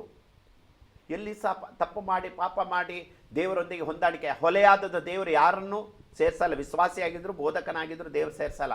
ದೇವರು ಪರಿಶುದ್ಧನು, ಆದಿಯಲ್ಲಿಯೂ ಇವತ್ತಿಗೂ ಎಂದೆಂದಿಗೂ ದೇವರು ಪರಿಶುದ್ಧನೇ. ಹಾಗಿರುವಾಗ ನಾವು 1000 ಪ್ರಸಂಗ ಮಾಡಿದ್ರು, 1000 ವಾಕ್ಯ ಓದಿದ್ರು ನಾವು ಶುದ್ಧರಾಗುವುದಿಲ್ಲ. ದೇವರ ನೇಮಕ್ಕೆ ನಾವು ಒಳಗಾಗಬೇಕು. ಆವಾಗ ಮಾತ್ರ ನಮ್ಮ ಜೀವಿತದಲ್ಲಿ ದೇವರು ಕಾರ್ಯ ಮಾಡ್ತಾನೆ. ನಂತರ ಅದೇ 51ನೇ ಕೀರ್ತನೆಯಲ್ಲಿ 9ನೇ ವಚನ ಓದ್ಕೊಳ್ಳೋಣ. ನನ್ನ ದೋಷಕ್ಕೆ ವಿಮುಖನಾಗು, ನನ್ನ ಪಾಪಗಳನ್ನೆಲ್ಲ ಅಳಿಸಿಬಿಡು. ಈಗ ಇಲ್ಲಿ ನಾವು ನೋಡ್ತೇವೆ, ಒಂದು ಅವನ ತಪ್ಪುಗಳನ್ನು ಅರಿಕೆ ಮಾಡ್ತಾ ಇದ್ದಾನೆ. ಇಲ್ಲಿ ಏನು ಟ್ರಾನ್ಸ್ಗ್ರೆಷನ್ ಅಂತ ಹೇಳಿ ನಾವು ನೋಡ್ತೇವೆ. ಎರಡನೇದಾಗಿ ಇನಿಕ್ವಿಟಿ ಅಂತ ಹೇಳಿ ನಾವು ನೋಡ್ತೇವೆ. ಯಾವ ರೀತಿಯಲ್ಲಿ ನಾನು ಮಾಡಬಾರ್ದನ್ನು ಮಾಡಿದ್ದೇನೋ, ನನ್ನ ದೋಷಕ್ಕೆ ನಾನು ದೋಷಿಯಾಗಿದ್ದೇನೆ, ನನಗೆ ವಿಮುಖನಾಗು, ನನ್ನ ಪಾಪಗಳನ್ನು ಅಳಿಸಿಬಿಡು, ನಾನು ಮಾಡಬಾರ್ದ ಕಾರ್ಯ ಮಾಡಿದ್ದೇನೆ, ಪಶ್ಚಾತ್ತಾಪ ಪಡ್ತೇನೆ.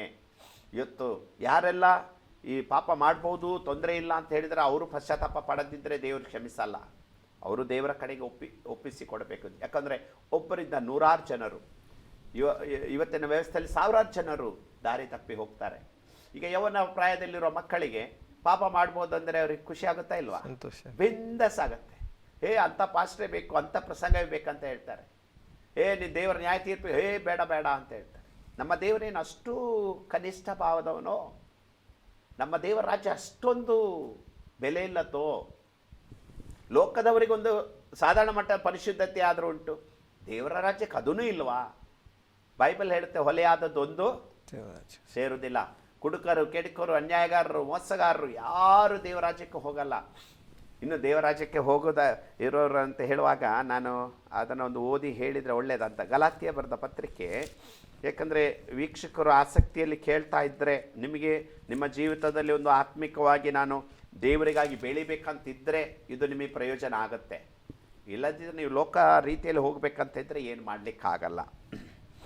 ಓಕೆ, ಇಲ್ಲಿ ಗಲಾತ್ಯ 5ನೇ ಅಧ್ಯಾಯ 19ನೇ ವಚನ. ಶರೀರ ಭಾವದ ಕರ್ಮಗಳು ಪ್ರಸಿದ್ಧವಾಗಿಯವೆ. ಯಾವುದೆಂದರೆ ಜಾರತ್ವ, ಬಂಡತನ, ನಾಚಿಕೆತನ, ವಿಗ್ರಹಾರಾಧನೆ, ಮಾಟ, ಹಗೆತನ, ಜಗಳ, ಹೊಟ್ಟೆಗಿಚ್ಚು, ಸಿಟ್ಟು, ಕಕ್ಷಭೇದ, ಭಿನ್ನಮತ, ಮತ್ಸರ, ಕುಡಿಕತನ, ದುಂದೌತಣ. ಇಂಥವುಗಳ ವಿಷಯದಲ್ಲಿ ಎಲ್ಲರೂ ಕೇಳ್ಕೊಳ್ಬೇಕು. ಇಂಥವುಗಳ ವಿಷಯದಲ್ಲಿ ಹಳೆ ಒಡಂಬಡಿಕೆ ಅಂತ ಹೇಳ್ತಾರೆ. ಪಾಪ ದಾವಿದ ಹಳೆ ಒಡಂಬಡಿಕೆ, ಇದು ಹೊಸ ಒಡಂಬಡಿಕೆ, ಆಯಿತಾ? ಇಂಥ ವಿಷಯಗಳಲ್ಲಿ ಇಂಥ ಕಾರ್ಯಗಳನ್ನು ನಡೆಸುವವರು ದೇವರ ರಾಜ್ಯಕ್ಕೆ ಬಾಧ್ಯರಾಗುವುದಿಲ್ಲವೆಂದು ನಾನು ಹಿಂದೆ ಹೇಳಿದಂತೆಯೇ ಈಗಲೂ ನಿಮ್ಮನ್ನು ಎಚ್ಚರಿಸುತ್ತೇನೆ. ಹಲ್ಲೆಲೂಯಾ. ಈ ಕಾರ್ಯಗಳಲ್ಲಿ ಮಾಡುವವರು ಒಬ್ಬರು ದೇವರ ರಾಜ್ಯಕ್ಕೆ ಸೇರುವುದಿಲ್ಲ. ಬೈಬಲ್ ಹೇಳಿದ ಮೇಲೆ ನಾವು ಬೈಬಲ್ನ ಸೇವಕರು, ನಾವು ಓನರ್ ಅಲ್ಲ. ನಾವು ನಮ್ಮ ಕೆಲಸ ಮಾಡಬೇಕು, ಅದಕ್ಕೆ ವಿಧೇಯರಾಗಿ ಮೊದಲು ಸೇವಕರಿರಬೇಕು, ಆಮೇಲೆ ಉಳಿದವರಿಗೆ ನಾವು ಉಪದೇಶ ಮಾಡಬೇಕು. ನಮ್ಮದೇ ಏನೋ ವಾಕ್ಯ ನಾವೇ ಓನರ್ ಅಂತ ಹೇಳುವಾಗೆ ಹೇಳಬಾರ್ದು. ನಾವು we are the labourers, workers. ದೇವರ ಸೇವೆ ಮಾಡುವವರು, ಕೆಲಸ ಮಾಡುವವರು. ಮನೆ ಕೆಲಸದವರಿಗೆ ಮನೆ ಮೇಲೆ ಅಧಿಕಾರ ಇದೆಯಾ? ಇಲ್ಲ. ಗುಡಿಸಿ ಒರೆಸಿ ಹೋಗಬೇಕು ತಾನೆ. ಹಾಗೆ ನಾವು ಇವತ್ತು ಕೆಲಸದವರು, ಬೈಬಲ್ನ ಕೆಲಸದವರು. ಯಾವ ಪ್ರೀಚರ್ಗೂ ದೇವರ ನಿಯಮವನ್ನು ಗಾಳಿಗೆ ತೂರಿ ಜನರನ್ನು ತಪ್ಪಾದ ಪಾಪದ ಜೀವಿತಕ್ಕೆ ನಡೆಸಲಿಕ್ಕೆ ಅಧಿಕಾರ ಇದ್ದರೆ ಅವರನ್ನು ಅತೀ ತೀಕ್ಷ್ಣವಾದ ನರಕಕ್ಕೆ ದೇವರು ತಪ್ತಾನೆ. ದೇವರು ಬಿಡೋದಿಲ್ಲ. ಇವತ್ತು ನಮಗೆ ಜ್ಞಾನ ಬಲ ಉಂಟಂತ ಹೇಳ್ಕೊಂಡು ನಾವು ನಮಗೆ ಮನಸ್ಸಿಗೆ ಬಂದ ಹಾಗೆ ಮಾತಾಡುವಂಗಿಲ್ಲ. ದೇವರಾಗಿದ್ದಾನೆ, ದಹಿಸುವ ಅಗ್ನಿ ಆಗಿದ್ದಾನೆ. ದೇವರ ಪರಿಶುದ್ಧತೆಯ ವಿಷಯಕ್ಕೆ ಯಾರು ಕೈ ಹಾಕಬಾರ್ದು. ಆತನು ಪರಿಶುದ್ಧನಾಗಿದ್ದಾನೆ. ಇವುಗಳನ್ನು ನಡೆಸುವವರು ಎಲ್ಲಿಗೆ ಹೋಗುವುದಿಲ್ಲ? ದೇವರ ರಾಜ್ಯಕ್ಕೆ ಹೋಗುವುದಿಲ್ಲ. ದೇವರ ರಾಜ್ಯಕ್ಕೆ ಹೋಗುವುದಿಲ್ಲ ಅಂದಮೇಲೆ ಯಾರಾದರೂ ದೇವರ ರಾಜ್ಯಕ್ಕೆ ಕಳಿಸಲಿಕ್ಕೆ ಯಾರಾದರೂ ಹೇಳ್ತಾರ? ಯಾರೋ ಒಬ್ರು ಹೇಳಿದ್ರಂತ ಒಂದು ಸರ್ತಿ ಒಬ್ಬರಿಗೆ, ನಮ್ಮಲ್ಲಿ ಒಂದು ನಡೆದ ಘಟನೆ. ಅವರು ದೀಕ್ಷಾಸನ ತಗೊಳ್ಳಿಲ್ಲ. ಅದಕ್ಕೆ ಇವರು ಪಾಸ್ಟರ್ ಹೇಳ್ತಾರೆ, ದೀಕ್ಷಾಸನ ತಗೊಳ್ದಿದ್ದರೆ ದೇವರ ರಾಜ್ಯಕ್ಕೆ ಹೋಗಲ್ಲ ಅಂತೆ, ನಾನು ದೀಕ್ಷಾಸನ ತಗೊಳ್ತೀನಿ ಅಂತ ಹೇಳುವಾಗ ಅದಕ್ಕೆ ಇನ್ನೊಬ್ರು ಹೇಳ್ತಾರೆ, ದೀಕ್ಷಾಸನ ನಂಬದೇ ಇರೋರು, ನೀನು ಯಾಕೆ ಹೆದರ್ತೀಯ? ನಾನು ಪರಲೋಕಕ್ಕೆ ಹೋದಾಗ ಅಲ್ಲಿ ನಾನು ನಿನಗೆ ರೆಕಮೆಂಡ್ ಮಾಡ್ತೀನಿ ಅಂತೆ. ಇವರು ಹೋದ್ರೆ ಅಲ್ಲ ರೆಕಮೆಂಡ್ ಮಾಡೋದು, ಹೋದ್ರೆ ಅಲ್ಲ. ದೇವರ ರಾಜ್ಯ, ದೇವರ ನಿಯಮ ರಕ್ಷಣೆಯನ್ನು ಹೊಂದಿಲ್ಲ, ದೀಕ್ಷಾಸನ ತಗೊಳ್ಳಿಲ್ಲ, ಪರಲೋಕ ಎಂಟ್ರಿಯಲ್ಲಿ ಆಗುತ್ತೆ. ದೇವರ ವಾಕ್ಯ ಏನು ಹೇಳುತ್ತಾ ಅದನ್ನು ನಾವು ವಿಧೇಯರಾಗಬೇಕಲ್ಲ. ಈಗ ಈ ಶರೀರ ಭಾವದ ಕರ್ಮಗಳನ್ನು ನಡೆಸುವವರಲ್ಲಿ ಯಾರು ದೇವರಾಜ್ಯಕ್ಕೆ ಈಗ ನಾನು ಕೆಲವೊಮ್ಮೆ ನಾನು ಚರ್ಚೆಯಲ್ಲಿ ಹೇಳ್ತೇನೆ, ಸಾಧಾರಣ ವಿಶ್ವಾಸಿಯಲ್ಲಿರುವಂಥ ಸ್ವಭಾವಗಳೇನು? ಕೆಲವೊಮ್ಮೆ ದೊಡ್ಡದು ಇರಲಿಕ್ಕಿಲ್ಲ, ಜಗಳ, ಹೊಟ್ಟೆಗಿಚ್ಚು, ಸಿಟ್ಟು, ಮತ್ಸರ ಇವೆಲ್ಲ ಇದ್ದೆ. ಇವುಗಳೆಲ್ಲ ದೇವರಾಜ್ಯಕ್ಕೆ ಸೇರುವುದಿಲ್ಲ ಅಂದಮೇಲೆ ಯಾವ ಪಾಸ್ಟಿಗೆ ಅಧಿಕಾರ ಉಂಟು ಸೇರ್ತೀರಂತ ಹೇಳಲಿಕ್ಕೆ? ಇನ್ನೊಂದು 1 ಕೊರಿಂಥ್ಯ 6ನೇ ಅಧ್ಯಾಯ, ಪಾಪದ ಬಗ್ಗೆ ಮೃದು ಧೋರಣೆ ತಾಳುವವರಿಗೆ ನಾನು ಹೇಳ್ತಾ ಇರೋದು. ಯೋಹನ ಪತ್ರಿಕೆಯಲ್ಲಿ ನಾವು ಕಳೆದ ಸಾರಿ ನೋಡಿದ್ದೇವೆ, ಪಾಪ ಮಾಡುವುದಿಲ್ಲ, ಪಾಪ ಮಾಡುವುದು ಸೈತಾನಿಂದ ಹುಟ್ಟಿದ್ದಾನೆ. ಯೋಹನ ಪತ್ರಿಕೆ 1 ಯಾರು ಬಿಲಿವರ್ಸ್ ಮರಿಬಾರ್ದು ಓದಲಿಕ್ಕೆ, ಯಾಕಂದ್ರೆ ಆ ಅನುಭವ ನಮ್ಮದಾಗಿರಬೇಕು. 1 ಕೊರಿಂಥ್ಯ 6ನೇ ಅಧ್ಯಾಯ 9-10 ವಚನ ಓದೋಣ. 9 ಮತ್ತು 10 ವಚನ. ಅನ್ಯಾಯಗಾರರು ದೇವರ ರಾಜ್ಯಕ್ಕೆ ಬಾಧ್ಯರಾಗುವುದಿಲ್ಲವೆಂಬುದು ನಿಮಗೆ ತಿಳಿಯದೋ? ಮೋಸ ಹೋಗಬೇಡಿರಿ. ಜಾರರು, ವಿಗ್ರಹಾರಾಧಕರು, ವ್ಯಭಿಚಾರಿಗಳು, ವಿಟರು, ಪುರುಷಗಾಮಿಗಳು, ಕಳ್ಳರು, ಲೋಭಿಗಳು, ಕುಡಿಕರು, ಬೈಯುವವರು, ಸುಲುಕೊಳ್ಳುವವರು ಇವರೊಳಗೆ ಒಬ್ಬರಾದರೂ ದೇವರ ರಾಜ್ಯಕ್ಕೆ ಬಾಧ್ಯರಾಗುವುದಿಲ್ಲ. ಆಮೆನ್. ಇವರೊಳಗೆ ಒಬ್ಬರಾದರೂ. This is God's word. Hallelujah. ಹೇಳುವಾಗ ನಮಗೆ ಭಯ ಆಗ್ತದೆ, ಒಬ್ಬರಾದರೂ ದೇವರಾಜ್ಯಕ್ಕೆ. ಹಾಗಾದರೆ ಇದನ್ನೆಲ್ಲ ಪ್ರೋತ್ಸಾಹ ಮಾಡುವವರಲ್ಲಿ ಎಲ್ಲಿದ್ದಾರೆ? ಬೋಧಕರ್ನವರು, ಜನರನ್ನು ದಾರಿ ತಪ್ಪಿಸುವವರು ಎಲ್ಲಿದ್ದಾರೆ? ತನ್ನ ಜೀವಿತದಲ್ಲಿ ಪಾಪದ ಜೀವಿತದಿಂದ ಬಿಟ್ಟಿರ್ಲಿಕ್ಕೆ ಆಗದೇ ಇರೋದ್ರಿಂದ ಹೀಗೆ ಬೋಧನೆ ಮಾಡೋದಾ? ಅಥವಾ ಜನರನ್ನು ಮರಳುಗೊಳಿಸಿ ಅವರ ಪಾಪದಲ್ಲಿಯೇ ಮುಂದುವರಿಲಿ ಅಂತ ಹೇಳಿ ಹೇಳುವುದಾ? ಯಾವ ಆಧಾರದಲ್ಲಿ ಹೇಳುವುದು? ಆದರೆ ಜನರಿಗೆ ಸ್ವಸ್ಥ ಬೋಧನೆಯ ವಿಷಯದಲ್ಲಾಗಲಿ, ದೇವರ ವಾಕ್ಯ ತಿಳ್ಕೊಳ್ಳೋದ ಜ್ಞಾನವಾಗಲಿ ಇವತ್ತಿಲ್ಲ. ಇವತ್ತು ಕಂಪ್ಯೂಟರ್ದು ನಾಲೆಜ್ ಎಲ್ಲ ಇದೆ, ಮೊಬೈಲ್ದು ನಾಲೆಜ್ ಎಲ್ಲ ಇದೆ, ಲೋಕದ ನಾಲೆಜ್ ಎಲ್ಲ ಇದೆ, ಬೈಬಲ್ದು ನಾಲೆಜ್ ಇಲ್ಲ. ಈ ಪ್ರೀಚರ್ ಹೇಳಿದ್ರು, ಆ ಪ್ರೀಚರ್ ಹೇಳಿದ್ರು ಅಂತ ಕೇಳಿದರೆ ಸಾಕ. ಬೈಬಲ್ ಏನು ಹೇಳುತ್ತೆ ಓದಬಾರ್ದಾ? ದೇವರು ನಾಳೆ ಅವ್ರೇನು ಹೇಳಿದ್ರು, ಇವರೇನು ಪ್ರಸಂಗ ಮಾಡಿದ್ರು ಅಂತ ಕೇಳಲ್ಲ, ಹಾಗೆ ಕೇಳೋದಿಲ್ಲ. ಬೈಬಲಲ್ಲಿ ಏನಿದೆ ಅಂತ ಕೇಳ್ತಾರೆ. ಐಶ್ವರ್ಯವಂತ ಸತ್ತ, ಲಾಜರನು ಸತ್ತ, ಅವನು ದೇವರ ಬಳಿಗೆ ಹೋದ. ಐಶ್ವರ್ಯವಂತ ಎಲ್ಲಿ ಹೋದ? ನರಕಕ್ಕೆ ಹೋದ, ಯಾತನೆ ಸ್ಥಳಕ್ಕೆ. ಅವನು ಕೂಗ್ತಾ ಇದ್ದಾನೆ, ಲಾಜರನ್ನು ಕಳಿಸೋದ, ಆಗಲ್ಲ ಅಂತ ಹೇಳಿದ್ರು. ತುದಿ ಬೆರಳನ್ನು ಅದ್ದಿ ನನಗೆ ನಾಲಿಗೆ ತಣ್ಣಗೆ ಆಗಲ್ಲ. ಹಾಗಾದ್ರೆ ನನಗೆ 5 ಮಂದಿ ಸಹೋದರರಿದ್ದಾರೆ, ಅವರ ಬಳಿಗೆ ಹೋಗಿ ಕಳಿಸು, ಅವರು ಯಾರು ನನ್ನ ಬಳಿಗೆ ಬರಬಾರ್ದು, ಈ ಯಾತನೆ ಸ್ಥಳಕ್ಕೆ ಬರಬಾರ್ದು ಅಂತ. ಅದಕ್ಕೆ ದೇವರು ಆಯಿತು ಅಂತ ಹೇಳಿದರೆ ಇಲ್ಲ. ಅವ್ರು ಎಷ್ಟು ಕಠಿಣ ಆಗಿದ್ದಾರೆ ಅಂದರೆ, ಸತ್ತವರಿಂದ ಒಬ್ಬರು ಎದ್ದು ಹೋದರೂ ಅವ್ರು ನಂಬಲ್ಲ, ಮನಸ್ಸು ಅಷ್ಟು ಕಠಿಣ ಆಗಿದೆ. ಆದರೆ ದೇವರು ಒಂದು ವಿಷಯ ಅಲ್ಲಿ ಹೇಳ್ತಾರೆ, ಮೋಶೆ ಧರ್ಮಶಾಸ್ತ್ರ ಅವರ ಬಳಿಯಲ್ಲಿ ಉಂಟು, ಅದನ್ನು ತೆಗೆದು ಓದಿಕೊಂಡು ಇಲ್ಲಿ ಬರೋದನ್ನು ಅವಾಯ್ಡ್ ಮಾಡಿಕೊಳ್ಳಿ. ಹಲ್ಲೆಲೂಯಾ. ಇವತ್ತು ನಿಮ್ಮ ಕೈಯಲ್ಲಿ ಬೈಬಲ್ ಉಂಟು, ಎಲ್ಲ ವಿಶ್ವಾಸಿಗಳೇ, ಬಿಲೀವರ್ಸ್, ನಿಮ್ಮ ಕೈಯಲ್ಲಿ ಬೈಬಲ್ ಉಂಟು. ದೇವರು ಕೇಳ್ತಾರೆ, ನಿಮ್ಮ ಅಲ್ಮಾರದಲ್ಲಿ ಇಡಲಿಕ್ಕೆ, ಕಬಾಟಲ್ಲಿ ಇಡಲಿಕ್ಕೆ, ನಿಮ್ಮ ಒಳ್ಳೊಳ್ಳೆ ಬ್ಯಾಗ್ನಲ್ಲಿ ಇಡಲಿಕ್ಕೆ, ವಾರಕ್ಕೊಮ್ಮೆ ತೆಗಿಲಿಕ್ಕಲ್ಲ ಬೈಬಲ್ ಇರೋದು. ಬೈಬಲಲ್ಲಿರುವಂಥ ಒಂದೊಂದು ವಾಕ್ಯವನ್ನು ದೇವರು ನ್ಯಾಯ ತೀರ್ಪಿನ ದಿನ ಕೇಳ್ತಾರೆ. ಅಲ್ಲಿ ಐಶ್ವರ್ಯವಂತನಿಗೆ ಅದೇ ಹೇಳಿದಲ್ವಾ, ಮೋಶೆ ಧರ್ಮಶಾಸ್ತ್ರ ಉಂಟಲ್ಲ, ಅವ್ರು ತೆಗೆದು ಓದಿಕೊಂಡು ನರಕಕ್ಕೆ ಬರೋದನ್ನು ತಪ್ಪಿಸಿಕೊಳ್ಳಿ ಅಂಥೇಳಿ. ಇವತ್ತು ನಮಗೆಲ್ಲರಿಗೂ ಅದೊಂದು ಉದಾಹರಣೆ ಆಗಿದೆ. ನಾವು ಯಾರು ಸಹ ನರಕಕ್ಕೆ ಹೋಗದಾಗೆ ಬರೀ ಪ್ರಸಂಗ ಅವರು ಕೇಳಲಿಲ್ಲ, ಇವರು ಎಷ್ಟು ಪ್ರಸಂಗ ಮಾಡ್ಬೋದು. ಆದರೆ ನಿಮ್ಮ ಕೈಯಲ್ಲಿರುವಂಥ ಬೈಬಲ್ ಬರೀ ಅಲ್ಮಾರದಲ್ಲಿ ಇರಲಿಕ್ಕೆ ಓದುವುದಿಲ್ಲ, ಬೆಳಿಗ್ಗೆ ಸಾಯಂಕಾಲ ಓದೋ ಅಭ್ಯಾಸ ಇಲ್ಲ, ವಾಕ್ಯ ತಿಳ್ಕೊಳ್ಳೋ ಅಭ್ಯಾಸ ಇಲ್ಲ. ದೇವರ ಒಂದೊಂದು ವಚನ, ಪ್ರೀಚರ್ನೇ ಡಿಪೆಂಡ್ ಆಗಬೇಕಾಗಿಲ್ಲ, ದೇವರ ವಚನ ನಿಮ್ಮ ಸಂಗಡ ಮಾತಾಡುತ್ತೆ. ಯಾಕಂದರೆ ಇದು ಜೀವವುಳ್ಳ ದೇವರ ವಚನವಾಗಿದೆ. ಹಲ್ಲೆಲೂಯಾ. ಆದ್ದರಿಂದ ಈ ವಾಕ್ಯವನ್ನು ನಮ್ಮ ಜೀವಿತದಲ್ಲಿ ತೆಗೆದುಕೊಂಡು ನಾವು ಜೀವಿಸಬೇಕು, ಮುಂದೆ ಹೋಗಬೇಕು. ಹಾಗೆ ಅಲ್ಲಿ ಐಶ್ವರ್ಯವಂತನಿಗೆ ದೇವರು ಹೇಳಿದಾಗ ಇನ್ನೊಬ್ರಿಗೆ ಅದನ್ನೇ ದೇವರು ಹೇಳುತ್ತಾನೆ, ನಿಮ್ಮ ಕೈಯಲ್ಲಿ ಧರ್ಮಶಾಸ್ತ್ರ ಇದೆಯಲ್ಲ, ಓದ್ಕೊಂಡು ನರಕಕ್ಕೆ ಬರೋದನ್ನೇ ತಪ್ಪಿಸಿಕೊಳ್ಳ್ರಿ. ಬೋಧಕರು ಏನೇನೋ ಹೇಳಿದ್ರು ಅಂತ ಕೇಳಬೇಕಾಗಿಲ್ಲ. ನಾನು ಏನೇನೋ ಹೇಳಿದೆ ಬೋಧಿಸಿದೆ ಅಂತ ಯಾರು ಕೇಳೋ ಅಗತ್ಯ ಇಲ್ಲ. ನಿಮ್ಮ ಕೈಯಲ್ಲಿ ಬೈಬಲ್ ಇದೆ, ಓದ್ಕೊಳ್ರಿ. ಇವತ್ತು ಇಂಟರ್ನೆಟ್ ಬೈಬಲ್ ಇದೆ, ಮ್ಯಾನ್ಯುವಲ್ ಆಗಿ ಇರುವಂಥ ಬೈಬಲ್ ಇದೆ, ಹಾರ್ಡ್ ಕಾಪಿಗಳಿದೆ. ವಾಕ್ಯವನ್ನು ಓದ್ರಿ. ನಾನು ಹೇಳಿದ್ದನ್ನು ಕೇಳುವಂಥ ಅಗತ್ಯನೇ ಇಲ್ಲ. ಯಾಕಂದ್ರೆ ನಮ್ಮಂಥ ಸಾವಿರಾರು ಜನ ಬರ್ತಾರೆ, ಹೋಗ್ತಾರೆ, ಬೋಧಿಸ್ತಾರೆ. ಬಟ್ ಬೈಬಲ್ಗೆ ಆಧಾರವಾಗಿ ಏನಿದೆ ಅಂತ ತಿಳ್ಕೊಳ್ಬಾರ್ದ? ಇವತ್ತು ಜನರಿಗೆ ಎಲ್ಲದರ ನಾಲೆಜ್ ಇದೆ, ತಿಳುವಳಿಕೆ ಇದೆ, ಬೈಬಲ್ನ ಬಗ್ಗೆ ಜ್ಞಾನ ಇಲ್ಲ, ತಿಳುವಳಿಕೆ ಇಲ್ಲ. ಈ ಪ್ರೀಚರ್ ಹಾಗೆ ಹೇಳಿದ್ರು, ಆ ಪ್ರೀಚರ್ ಹೀಗೆ ಹೇಳಿದ್ರಂತ ಹೋಗಬೇಡ್ರಿ. ಬೈಬಲ್ ಏನು ಹೇಳಿತಂತ ಕೇಳ್ರಿ. ನಿಮ್ಮ ದೇವರ ರಾಜ್ಯಕ್ಕೆ ಹೋಗ್ಬೇಕಾ, ದೇವರ ಭಯದಲ್ಲಿ ಜೀವಿಸ್ಬೇಕಾ, ನಿಮ್ಮ ಮುಂದಿನ ತಲೆಮಾರು ಆಶೀರ್ವಾದ ಹೊಂದಬೇಕಾ, ಬೈಬಲಲ್ಲಿ ಹೇಳೋದನ್ನ ಕೇಳ್ರಿ. ದೇವರ ಕೇಳ್ತೀವಿ, ಇವರಲ್ಲಿ ಒಬ್ಬರಾದರೂ ದೇವರ ರಾಜ್ಯಕ್ಕೆ ಹೋಗಲ್ಲ. ಇದರಲ್ಲಿ ಎಲ್ಲ ವ್ಯಭಿಚಾರ, ಇಟ್ಟರು, ಪುರುಷಗಾಮಿಗಳು, ಕಳ್ಳರು, ಲೋಭಿಗಳು, ಕುಡುಕರು, ಬೈಯುವರು, ಸುಲುಕೊಳ್ಳುವವರು, ಜಾರರು, ವಿಗ್ರಹಾರಾಧಕರು ಎಲ್ಲ ಇದ್ದಾರೆ. ಒಬ್ಬರಾದರೂ. ಬೈಬಲ್ ಸೇಸ್ ಪಾಪದ ಬಗ್ಗೆ ಎಚ್ಚರಿಕೆಯನ್ನು ಕೊಡುತ್ತೆ. ಎಷ್ಟು ಧೈರ್ಯವಾಗಿ ಪಾಪ ಮಾಡ್ಬೋದು, ತೊಂದರೆ ಇಲ್ಲ, ಯೇಸ್ವಾಮಿ ಆಲ್ರೆಡಿ ನಮಗೆ ಸತ್ತಾಗಿದೆ, ಇನ್ನು ನೀನು ಪಶ್ಚಾತ್ತಾಪ ಪಡಬೇಡ ಅಂತ ಹೇಳಿದ್ರೆ ಸೈತಾನನ ಏಜೆನ್ಸಿ ಅಲ್ಲದೆ ದೇವರದ ವ್ಯವಸ್ಥೆ ಇದು. ದೇವರ ಕೇಳಿ ಇವರಲ್ಲಿ ಒಬ್ಬರು ದೇವರಾಜ ಬೋಧಿಸೋನು ಹೋಗಲ್ಲ, ಕೇಳೋರು ಹೋಗಲ್ಲ. ನಿಮಗೆ ಎಚ್ಚೆತ್ತುಕೊಂಡು ಈ ದೇವರ ಕಡೆಗೆ ತಿರುಗಿಕೊಳ್ಳದಿದ್ದರೆ, ಮೇ ಬಿ ಇಷ್ಟು ಕೇಳಿನೂ ನೀವು ಕಠಿಣ ಮನಸ್ಸು ಮಾಡಿಕೊಂಡಿದ್ರೆ ಅದರ 4ರಷ್ಟು ದೇವರ ತೀರ್ಪೇ ಬರ್ಬೋದು, ಗೊತ್ತಿಲ್ಲ. ಎಚ್ಚೆತ್ಕೊಂಡ್ರೆ ದೇವರ ಕೃಪೆ, ದೇವರ ಕರುಣೆ ಸಿಗುತ್ತೆ. ಈಗ ಅದರಲ್ಲಿ ಪಾಪದ ಬಗ್ಗೆ ವಿವರಿಸಿದ್ರೆ, ಒಂದು ಟ್ರಾನ್ಸ್ಗ್ರೆಷನ್ ಆಯಿತು, ಎರಡನೇದಾಗಿ ಇನಿಕ್ವಿಟಿ ಆಯಿತು. ಒಂದು ರೀತಿ ದೋಷವಾಗಿದೆ, ಒಂದು ಪಾಪವಾಗಿದೆ, ದೋಷವಾಗಿದೆ. ಇದನ್ನು ಹೇಗೆ ಇದು ಮಾಡಬೇಕಂತ ಮುಂದಿನ ಸಂಚಿಕೆಯಲ್ಲಿ ನಾವು ಉಳಿದಂಥ ಅಂಶಗಳನ್ನು ಇನ್ನು 7-8 ಇದೆ. ಪಾಪ ಅಂದರೆ ಏನಂತೇಳಿ ಅದನ್ನು ನಾವು ಮುಂದಿನ ಸಂಚಿಕೆಯಲ್ಲಿ ನೋಡ್ಕೊಳ್ಳೋಣ. ದೇವ್ರ ತಾನೇ ಸಹಾಯಕನಾಗಿ ನಾನು ಖಂಡಿತ ಪಾಸ್ಟರ್. ಪ್ರೀತಿಯ ವೀಕ್ಷಕರೇ, ಇವತ್ತಿನ ಸಂಚಿಕೆಯಲ್ಲಿ ಪಾಪದ ಅನೇಕ ವಿಷಯಗಳನ್ನು, ಪಾಪ ಅಂದರೆ ಏನು ಎಂಬುದಾಗಿ 2 ವಿಷಯಗಳಲ್ಲಿ ನಮಗೆ ಮಾತಾಡಿದರು. ನಾನು ಖಂಡಿತ ನೆನೆಸ್ತೇನೆ, ನಿಮಗೆ ಒಂದು ಎಚ್ಚರಿಕೆಯಾಗಿ ದೇವ ಸೇವಕರು ಹೇಳಿದರು.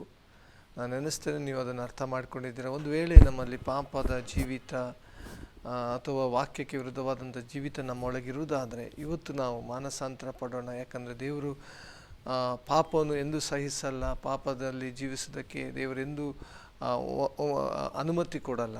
ದೇವರ ವಾಕ್ಯಕ್ಕೆ ನಾವು ವಿಧೇಯರಾಗಿ ಇವತ್ತು ದೇವರೊಂದಿಗೆ ಒಂದು ಸರಿಯಾದ ಜೀವಿತವನ್ನು ನಡೆಸೋಣ ಎಂಬುದಾಗಿ ಹೇಳುತ್ತಾ ಇವತ್ತಿನ ಕಾರ್ಯಕ್ರಮನ ಮುಗಿಸಲಿಕ್ಕೆ ಬಯಸ್ತೇವೆ. ನಮ್ಮದಲ್ಲಿ ಆಸರೆ ಟಿವಿಯಲ್ಲಿ ಬಂದು ಈ ಸಂಚಿಕೆಗಳಲ್ಲಿ, ಕ್ರಿಸ್ತಿಯ ಉಪದೇಶದ ಈ ಕಾರ್ಯಕ್ರಮದಲ್ಲಿ, ಈ ದಿನದ ಸಂಚಿಕೆಗಳಲ್ಲಿ ಪಾಪದ ಕುರಿತಾದಂಥ ಅನೇಕ ವಿಷಯಗಳನ್ನು ತಿಳಿಸುತ್ತಿರುವಂಥ ಪಾಸ್ಟರ್ ID ಪ್ರಸನ್ನ ಅವರಿಗೆ ಆಸರೆ ಟಿವಿ ಪರವಾದ ವಂದನೆಗಳು. Praise the ಪಾಸ್ಟ್ರೆ.